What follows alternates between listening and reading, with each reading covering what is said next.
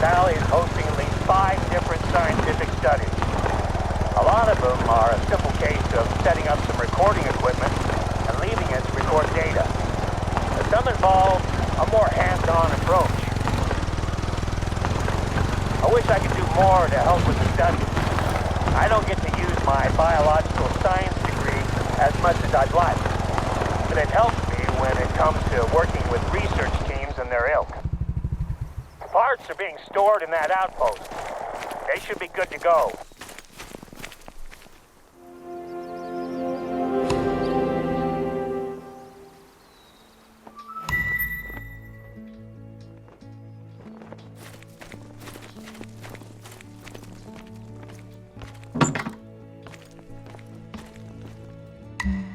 That's what we're looking for.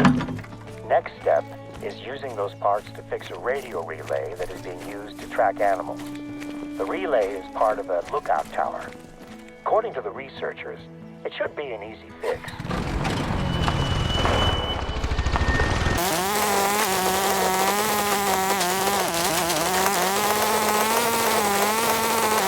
I'm hoping that test trials like this tracking system will help Yukon Valley stand out as a hub of scientific research here in Alaska. Speaking of research, I have your samples on board now. With any luck, I'll have them handed over for testing before the end of the day. You're close to the tower. Find the relay's control panel and open it up.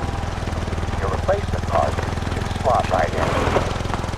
I guess now we'll find out just how much of a fix it is.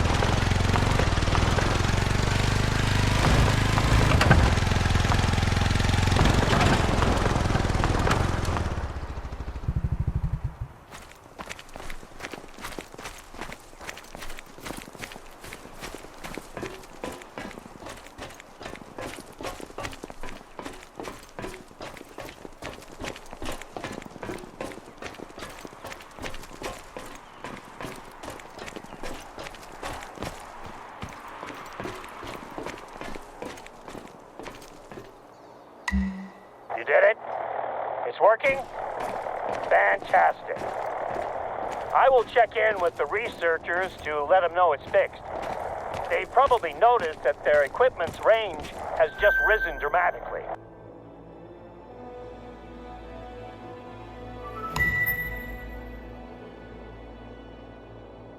I just called the research team and they've confirmed that the relay is working now. They've asked if you could take a look at one of their trackers that has been dormant for the last 13 hours or so. They weren't sure if the lack of movement had been due to poor signal, but now they're certain that something's happened. I'll forward the details.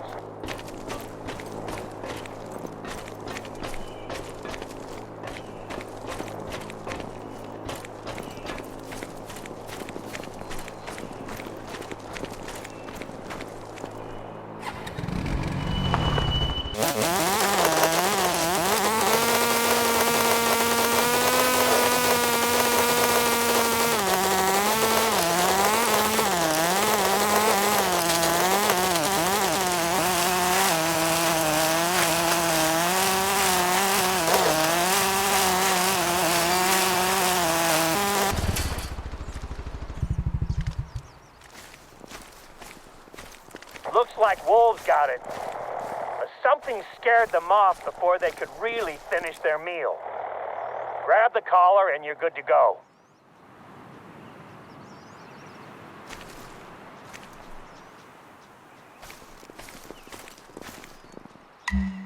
Okay, I think we're done here.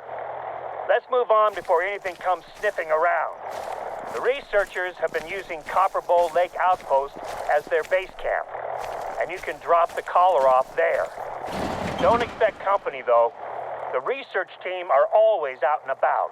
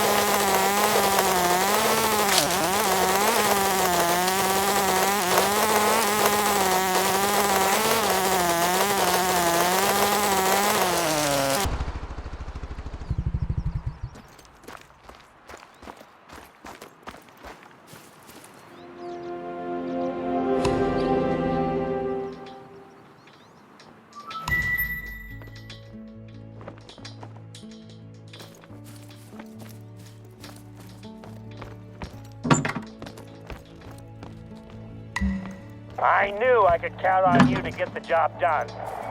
You're becoming my ambassador out here, and I gotta say, your work so far has impressed me. At this rate, I'll actually be able to do some paperwork today. Seems a little strange to be excited about that, I guess. Hopefully, I'll manage to spend some time with my wife this month. Now that I remember, I gave your number to Oscar, the researcher in charge of this particular population study. He and I work well enough together, but you'll be better placed to help him out. You might have already heard from him about work he needs help with.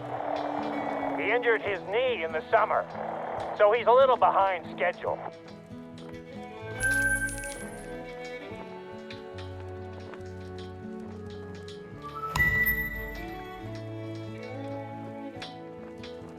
During my last flyby, I noticed that there were people walking around inside of the Millerwood Mine Complex. The entire complex is closed to the public, but that hasn't stopped some people from trying to explore the buildings. I'd like you to head over there. Make sure that the place is still secure. The mine's buildings have been sealed since the mine closed in the 30s. We occasionally get curious tourists, but once they see the no trespassing signs, they tend to take their pictures and move on without getting too close. The warnings are mainly for the benefit of the tourists anyway. We keep an eye on the place, but it isn't maintained. If you're injured out here, it's a long walk to find help. I suppose this is a good time to remind you to be careful while you're out there.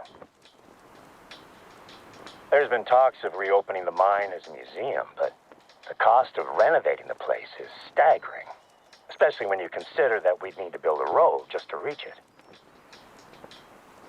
There's a couple of groups that could be our trespassers.